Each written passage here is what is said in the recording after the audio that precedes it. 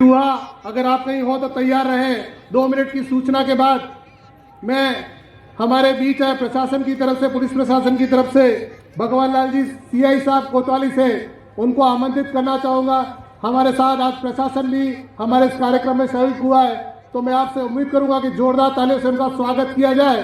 2 minute की सूचना जीवराज भाई के पश्चात भगवान लाल जी सर। चालू आपका बार बार जो आज विश्व आदिवासी दिवस पर आप सभी डूंगरपुर जिले के विभिन्न इलाकों से यहाँ पधारे, आप सभी का आभार। मेरे डिप्टी साहब एम मनचंद सिंह, सभी अग्रज, मुझे यहाँ बोलने का अवसर दिया, इसके लिए आपको भी धन्यवाद।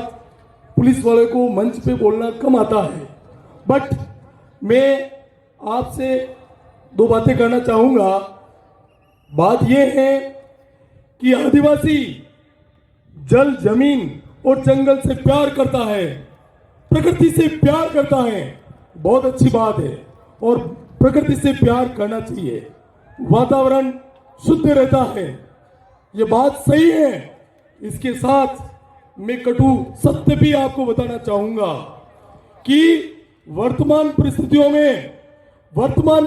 में कुछ आदिवासी भाई, कुछ आदिवासी यूथ अपराध की तरफ जा रहे हैं, शिक्षा से विमुख हो रहे हैं।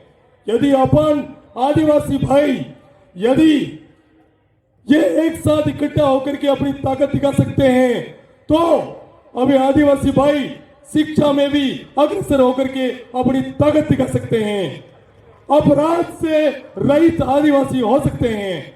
ये कोई बड़ी बात नहीं है।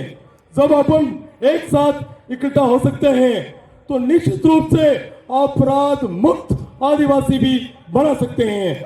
इस जिले को आदिवासी अपराध मुक्त जिला बना सकते हैं।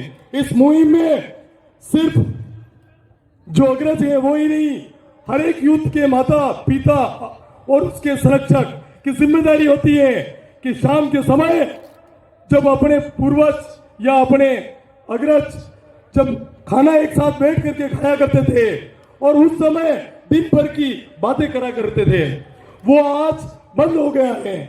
आज माता पिता अपनी बेटी से बात नहीं करता है, माता पिता अपने बेटे से बात नहीं करता है। ये जो दूरी बन रही है, इस दूरी को कम करें और शाम के समय अपने बेटे से, अपनी बेटी से जरूर बात करें। बेटा, दिन भर में तूने क्या किया, और बेटी तूने दिन भर में क्या किया, और क्या तेरे को नहीं करना चाहिए था। ये बात माता और पिता बताएंगे। यदि माता और पिता जब अपने बेटा और बेटी को बताने लग जाएंगे तो मेरा मानना है कि आदिवासी समाज में अपराध खत्म हो जाएगा।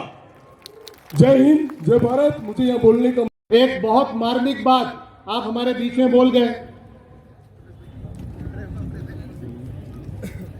मैं इनकी बात को कोट करना चाहूंगा, रिपीट करना चाहूंगा कि जैसा सर ने बताया कि बच्चे से उसके माँ बाप बात नहीं कर रहे।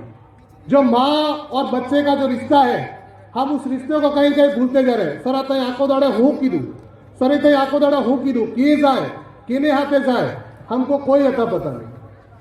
बच्चे लापरवाह हो जा रहे हैं। इस वजह से हमारे बच्चे अनियंत्रित होकर के इस प्रकार की घटनाओं को अंजाम दे रहे हैं।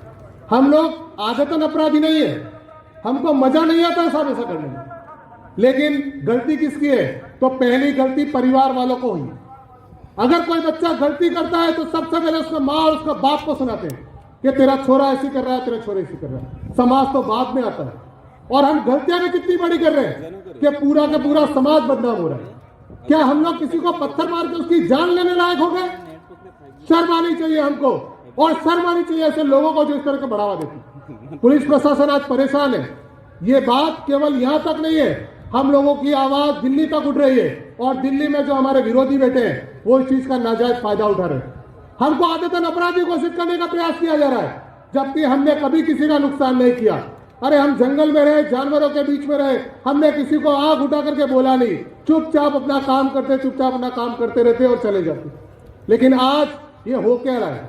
ये पुलिस प्रशासन आपके बीच में आया है, इस बात के बहुत मायने हैं। ये बहुत जरूरी बात है और अगर आप इस बात को आज मान के जाएंगे तो आधी समस्या यहाँ खत्म हो जाएगी।